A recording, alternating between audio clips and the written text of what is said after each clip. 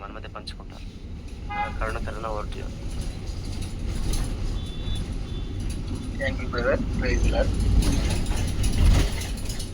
ప్రభు నామమున చేతి వచ్చిన మీకు అందరికీ ఉదయకాల శుభాభివందనాలు తెలియజేస్తున్నాను. పరిశుద్ధ గ్రంథంలో నుంచి యోహాను రాసిన సువార్త 17వ అధ్యాయము 4వ వచనాన్ని చదువుతున్నాను. యోహాను రాసిన సువార్త 17వ అధ్యాయము 4వ వచనం. చేయుటకు నీవు నాకు ఇచ్చినటువంటి పని నేను సంపూర్ణంగా నెరవేర్చి భూమి మీద నిన్ను మహిమపరిచితిని. ప్రార్థన చేసుకుందాం. దేవుని సహాయాన్ని కోసం దయగల తండ్రి, ఈ యొక్క ఉన్నతమైన శ్రేష్టమైన నామానికి వందనాలు చెల్లిస్తున్నాం.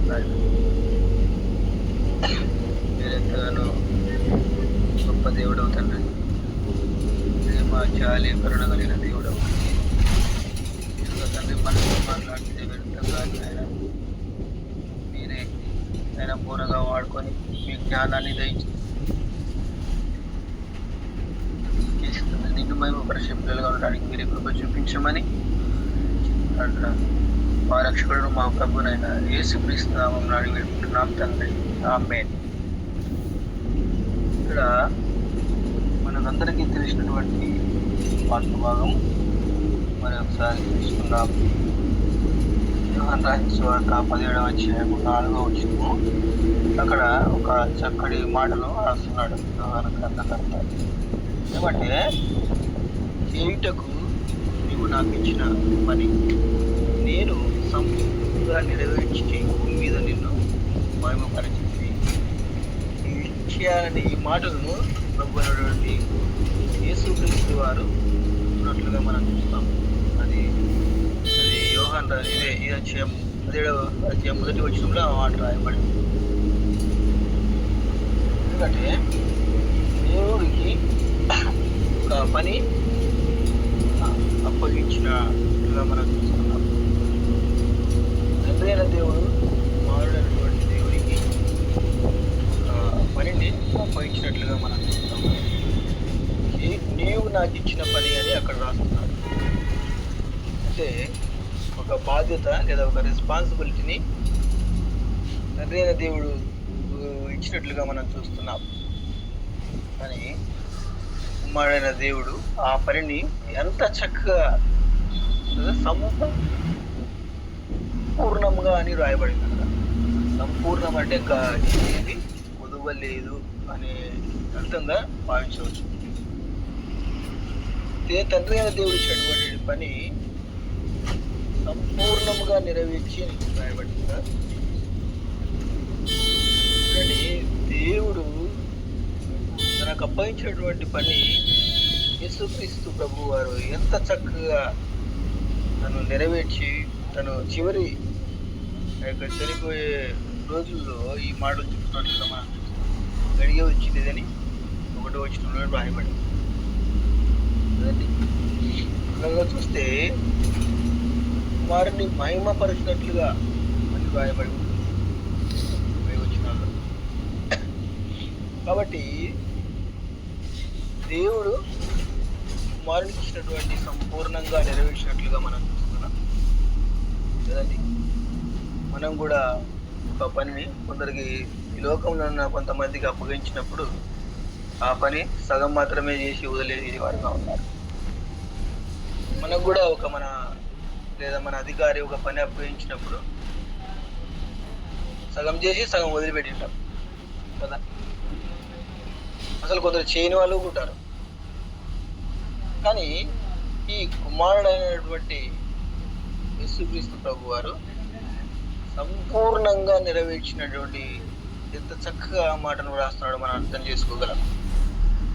కాబట్టి మనకు కూడా యేసుక్రీస్తు ప్రభు వారు ఒక పనిని ఇచ్చినట్లుగా మనం చూస్తాం కదా. ఈ యొక్క విషయాన్ని ఎక్కడ రాస్తాడంటే ఆ యొక్క పని విషయాన్ని మార్కు రాసిన సువార్త 16వ అధ్యాయము మొదటి వచనాన్ని నేను చదువుతున్నాను. మార్కు రాసిన సువార్త 16:15.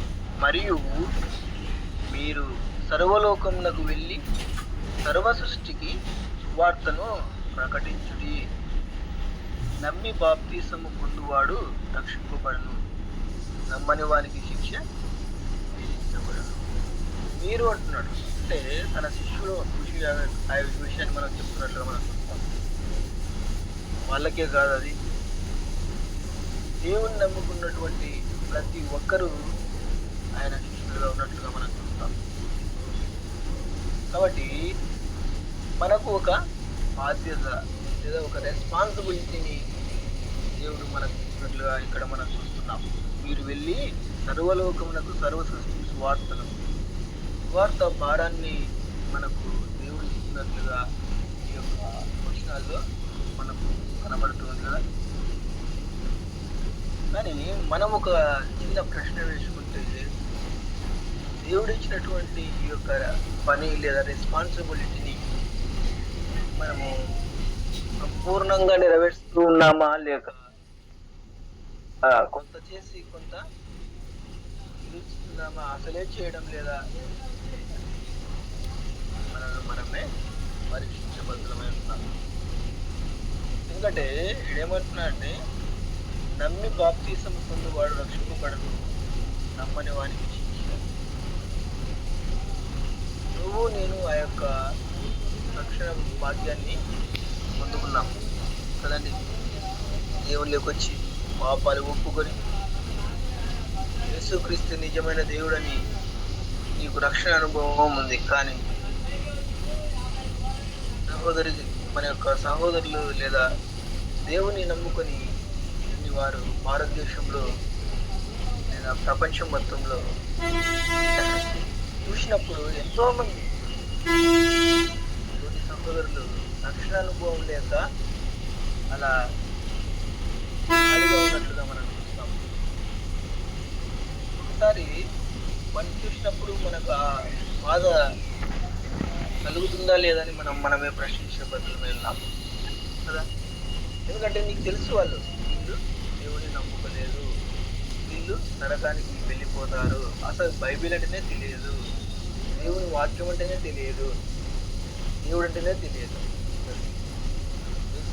దేవుడు అనే విషయాన్నే తెలియదు కొన్ని ప్రాంతాల్లో. వాళ్ళని చూసినప్పుడు కళ్ళల్లో కన్నీళ్ళు తిరగడం లేదా? నిజంగా దేవుడైతే ఎంతగానో కన్నీళ్ళు విడిచినట్లుగా మనం చూస్తాం. మరి ఆయన సందర్భంలో యెరూషలేముకి వచ్చినప్పుడు ఆ యొక్క యెరూషలేములో ఉన్నటువంటి స్థితిని చూసి ప్రభు వారు కన్నీళ్లు విడిచెను అని రాయబడింది. ఎందుకు యేసుక్రీస్తు ప్రభు వారు ఎందుకు ఏడ్చాల్సి వచ్చింది లేదా ఎందుకు దుఃఖపడాల్సి వచ్చింది అనేది చూస్తే ఆయనకు ఆత్మల పట్ల భారము, నశించే ఆత్మల పట్ల ఆయనకున్నటువంటి కన్సర్న్ లేదా ఆయనకున్నటువంటి బాధ, ఆవేదన, దుఃఖము చూసినప్పుడు ఎంతగా దేవుడు ఆత్మల పట్ల బాధ కలిగి ఉన్నాడో మనం అర్థం చేసుకోగలం. ఉదయకాల సమయంలో నువ్వు నేను ఆ యొక్క భారాన్ని ఎంతవరకు మనం పోయగలుగుతున్నాం మనం ప్రశ్నించుకుంటే మనమే ఆలోచించుకోవాలి. దేవుడిచ్చినటువంటి ఈ పనిని అందుకే ఒప్పుకోమంటాడంటే మాట పనిని అశుద్ధిగా చేయవాడు శాపగ్రస్తుడు అంటాడు. అశ్రద్ధ అంటే శ్రద్ధ లేకుండా చేయడం. తర్వాత ఈ పని నాది అని చేయకపోవడం. ఫస్ట్ ఆఫ్ ఆల్ మనము దేవుని పనిలో నిమగ్నం పోవడం ఏంటంటే కారణాలు. ఫస్ట్ ఇది నాది కాదు. ఉదాహరణకు మనం చూసినట్లయితే నీ కాడ డబ్బు అన్నీ ఉన్నాయి, కానీ నీ కాడ వండుకోవడానికి బియ్యం లేదనుకో, అప్పుడు ఏం చేస్తావు? కొట్టుకెళ్ళి తెచ్చుకోవడానికి ప్రయత్నం చేస్తావు, తింటావు కదా. లేదు అన్నీ ఉన్నాయి కానీ వెళ్ళలేక నీ పరిస్థితి ఎలాగ ఉండిపోతే అలా చేయవు కదా.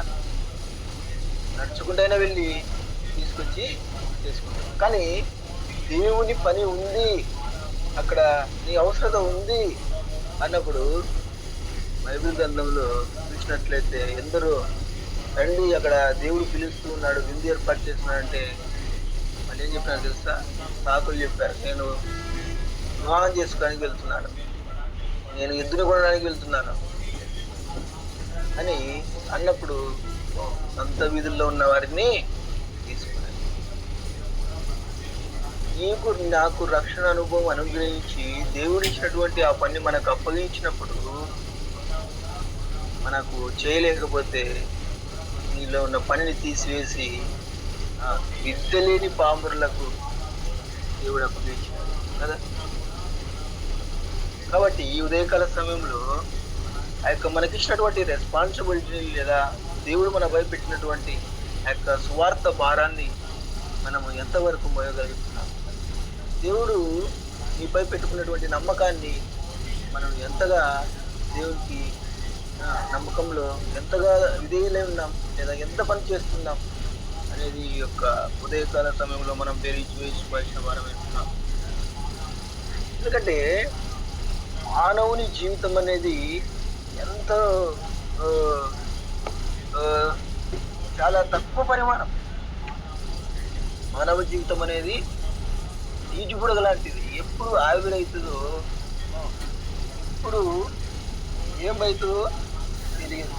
అదేవిధంగా మనం చూస్తే ద్వితీయోపదేశ ఖండము 31వ అధ్యాయము 14వ వచనం, మరియు యెహోవా చూడుము నీ మరణ దినములు సమీపించెను. ఏముందంట మనకు? మరణ దినం అనేది ప్రతి ఒక్కరికి ఖచ్చితంగా ఉంది. ఇక్కడ మోసే దొరుకుతున్నాడు ఆ మాట. చూడుము నీ మరణ దినములు సమీపించెను. కాబట్టి తర్వాత ఆయన ఏమంటున్నాడంటే 16వ వచనంలో కూడా, ఇదిగో నీవు నీ పితరులతో కూడా పండుకొనబోచున్నావు. పితరులు అంటే మన పితరులు చనిపోయి ఉంటారు కదా, వారితో కూడా పండుకొనబోతున్నాడు.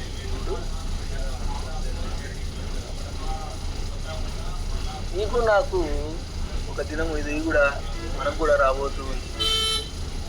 మనం చూస్తాం కదండి, మన సహోదరుడు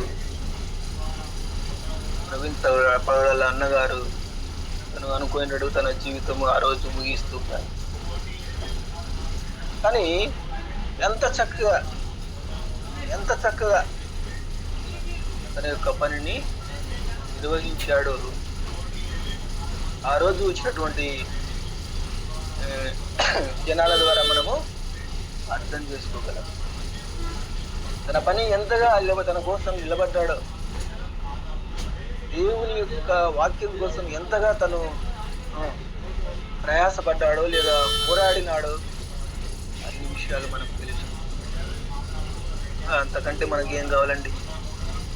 మనం చనిపోతే మహా అంటే 20-30 మంది కంటే ఎక్కువ రాదు. క్రీస్తు పనిచేసే ఆ యొక్క రాయబారి లేదా సువార్థికుడు పైగల ప్రవీణ్ గారు చనిపోయినప్పుడు ఆ యొక్క హైదరాబాద్ ప్రాంతం అంతా ఇసుక వేస్తే రాలని జలమని చెప్తున్నట్లుగా మనం చూస్తాం కదా. కాబట్టి అన్నకు కూడా తెలియదు తన మరణదినం సమీపించినది, ఎవరికి కూడా తెలియదు ఎవరి మరణం ఎప్పుడో. అందుకే దేవుడిచ్చినటువంటి ఈ యొక్క సమయాన్ని ఎంతగా మనము జాగ్రత్తగా వినియోగించుకుంటూ దేవుని పనిని ముందుకు తీసుకువెళ్ళాలనేదే దేవుని యొక్క ముఖ్య ఉద్దేశం. కాబట్టి ఆయన ఏమంటున్నాడు తెలుసా? మరణ దినములు సమీపినవి, నీ పితరులతో కూడా పండుకొనబోతున్నావు. కాబట్టి నీకు ఇచ్చినటువంటి ఈ రెస్పాన్సిబిలిటీని, ఈ సమయాన్ని సద్వినియోగం చేసుకుంటున్నావా? అందుకే ఏమంటాడు తెలుసా? సమయం కొనేక సద్వినియోగం చేసుకొచ్చు, జ్ఞానుల వలె జ్ఞానుల వలె ఉండు అని నీ యొక్క వాక్యం మనకు సెలవు. మనం సమయం ఎంతో వృధా చేస్తుంటాం. పనికి మాలినటువంటి మాటలతోని లేదా పిచ్చి మాటలతో దేవుని సమయాన్ని లేదా దేవుని వాక్యానికి, దేవుని స్వార్థను ప్రకటించకుండా వీటికి మన కాలాన్ని వృధా చేస్తాం. నియమింపబడిన దినములు అని రాయబడి మనకు ఏంటంటే ఒక మాట కీర్తనల గ్రంథంలో ఒక మాట కూడా రాయబడుతుంది. దేవుడు మనకు కొన్ని నియమాలు నియమించాడు. 119వ అధ్యాయం అక్కడ ఏమని రాయబడిందంటే 16వ వచనంలో 139:16 చదువుతున్నాను. నేను పిండమనై ఉండగా నీ కన్నులు నన్ను చూచెను. నియమింపబడిన దినములలో ఒకటైనను ఆకముందే నా దినములన్నీ నీ గ్రంథంలో లిఖితం రాయను. ఇక్కడ ఒక మాటను రాస్తున్నాడు దావీదు గారు, చక్కటి మాట. నియమింపబడిన దినములలో అంటే ప్రతి మనిషికి కొన్ని దినాలు నా గ్రంథంలో రాసి పెట్టాడు. ఎప్పుడైతే నువ్వు నీ యొక్క జననము భర్త జరిగిందో అప్పుడు నీ యొక్క మరణం కూడా లిఖించిపోయినట్టు దేవుడు ఇన్ని దినాలు ఈ యొక్క మనిషికి అనేది తన గ్రంథంలో రాసిపోయి ఉంటాడు. ఆ యొక్క నీకు ఇచ్చినటువంటి దినాల్లో దేవుని కొరకు నువ్వు ఎంతగా పనిచేస్తున్నావు. అందుకే ఏంటంటే కదా బైబిల్లో మానవుని జీవితం నీటి బుడగ లాంటిది, అది ఎప్పుడు ఆరిపోతుందో ఎప్పుడు ఉంటుందో తెలియని స్థితి. అలాంటి స్థితిలో నువ్వు దేవుని కోసం తన పని కోసం నీకు ఇచ్చినటువంటి దినాలు దేవుని పని కోసం ఖర్చు పెడుతున్నావా, లేదా నీ యొక్క జీవం కోసం, లేదా ఈ జీవన వ్యాపారంలో అనుకుంటాడు చిక్కుకొనక.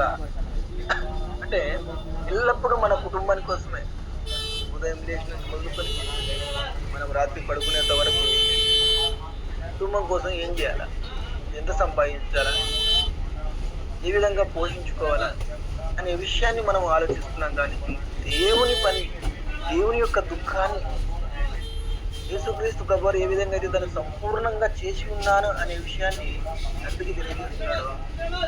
నీవు నేను యేసుక్రీస్తు ప్రభువా నీవు ఇచ్చినటువంటి ఆ పనిని నేను కనీసం 5% అయినా చేయగలిగినామా విషయాన్ని తండ్రి అని మనం ఆ మాటను చెప్పగలుగుతున్నాము. అది దేవుని పని ఏదైనా కావచ్చు సహోదరు. దేవుని పని అంటే చర్చిలు కసుకొనడం కావచ్చు, పాటలు పాడడం కావచ్చు, వాక్యం చెప్పడం కావచ్చు, ఒక ఇన్స్ట్రుమెంట్ ప్లే చేయడం కావచ్చు. నీకు ఇచ్చినటువంటి తలాంతులు దేవుని కోసం ఎంతగానో ఖర్చు పెట్టు. తలాంతుల నుండి కూడా వాటిని నువ్వు భూస్థాపితం చేస్తే ఏమంటాడు తెలుసుగా మనకు, చెడ్డదాసుడా అంటాడు. తెలుసా నీ నా పట్ల మన సహోదరులు మన ఇంటి పక్కలో ఉంటారు, హిందువులైతే మీ తెలిసిన వాళ్ళు వీళ్ళు, మనం దేవుని వాక్యం గురించి మాట్లాడాలి. కానీ ఇచ్చాబాటి మాటలు మాట్లాడి వదిలేసి సమయాన్ని వృధా చేస్తుంటాం. ఒక పక్క నీకు దేవుడు ఒకవేళ తలంపు ఇచ్చి ఉండొచ్చు, మాట్లాడండి దేవుని విషయాలని. మరి పరిశుద్ధాత్మ దేవుని మనం అణిచిపెట్టి ఈలో సంబంధమైనటువంటి వాటిని మాట్లాడి కాలం గడిపి వెళ్ళిపోయే వారం ఉంటాం. కాబట్టి నియమిపోతే కొన్ని దినాలు నీకు నియమింపబడి ఉంటాయి. ఆ దినాలను అయిపోయిన తర్వాత నువ్వు ఏమి చేసినా ప్రయోజనం ఉండదు. అందుకే ఒక మాట రాస్తాడు, ఏం తెలుసా, మన్ను నిన్ను స్తుతించునా. చనిపోయిన తర్వాత మనం యొక్క దేహము లేదా బాడీ దేవుని లేదని కదా, చనిపోయిన తర్వాత తీసుకువెళ్ళి మట్టిలో పూడిన తర్వాత ఇది మన్ను అయిపోతుంది. మన్నే కనుక తిరిగి మన్ను అయిపోవును. అప్పుడు దేవుని స్తుతించాలన్నా కూడా టైం ఉండదు. నియమింపబడిన దినములు అయిపోయినాయి. అందుకే యవన కాలంలోనే కాడి మోయటం ఎంతో మేలని ఆయన రాస్తున్నాడు. కాబట్టి మనకు సమయం ఉండగానే, అందుకే దీపం ఉండగానే ఇల్లు చక్కగా.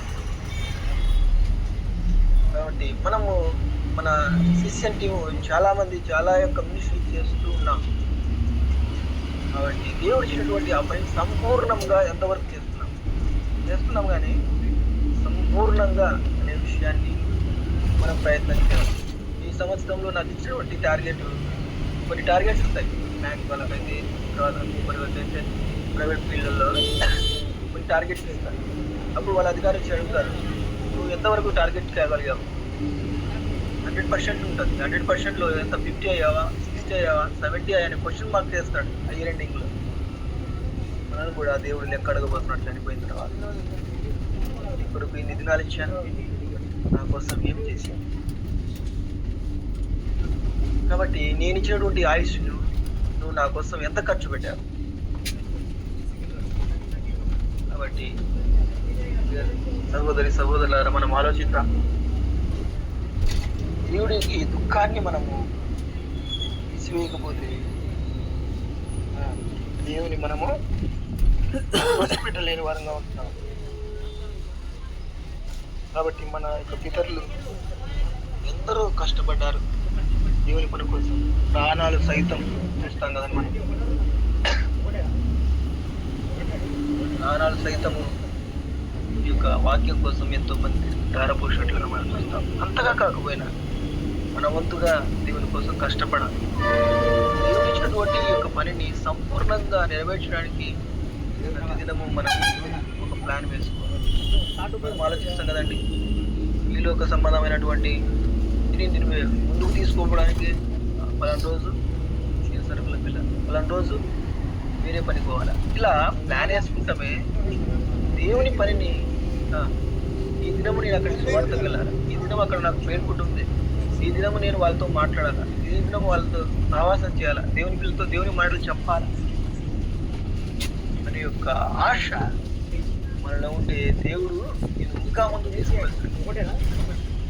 దేవుని పని కోసం నువ్వు ఒక అడుగు వేస్తే దేవుడు 2 అడుగులు వేయడానికి లేదా 3 అడుగులు దేవుడు ఇంకా నేను ఎత్తుకొని నేను నడిపిస్తాను అంటున్నాడు. అందుకే ముదిమి వచ్చే వరకు నేను ఎత్తుకొని వాడని నేనే.